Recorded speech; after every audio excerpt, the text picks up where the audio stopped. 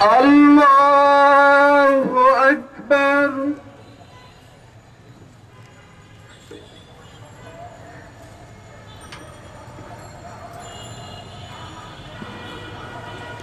আল্লাহু আকবার।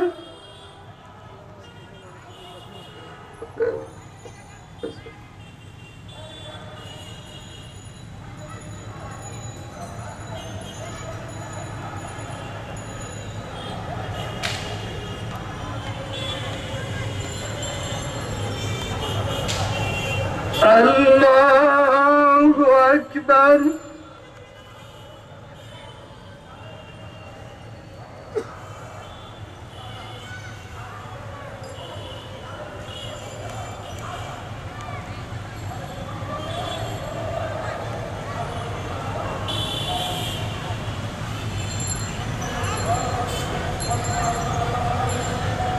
আল্লাহু আকবার।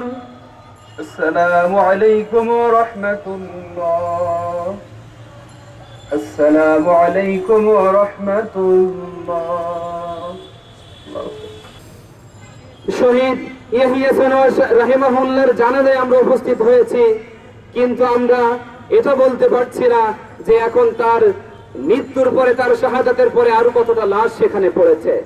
আজকে হয়তো আমরা তার জানাজায় এখানে সমবেত হয়েছি, কিন্তু তার জানাজায় সমবেত হওয়ার পর আরো এমন অসংখ্য জানাজা হয়তো চলছে সেই আমাদের প্রিয় গাজা উপত্যকায়।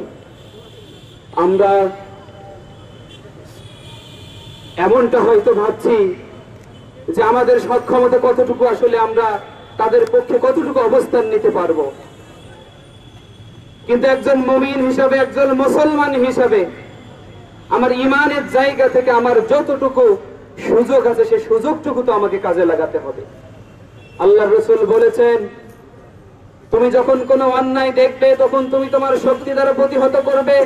তোমার যদি শক্তি না থাকে তাহলে তুমি তোমার জবানের দ্বারা প্রতিহত করবে। সুতরাং আজকে আমাদের জবানের দ্বারা প্রতিহত করার সুযোগ আছে।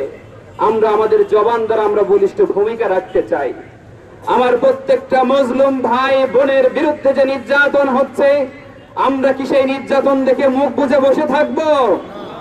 আমরা কি কথা বলতে পারবো না? আমরা শুধুমাত্র মুখের কথার দ্বারা না, আমাদের হাতে এখন অনলাইন আছে, অনলাইনের মাধ্যম দিয়েও আমরা প্রতিবাদ করতে পারি।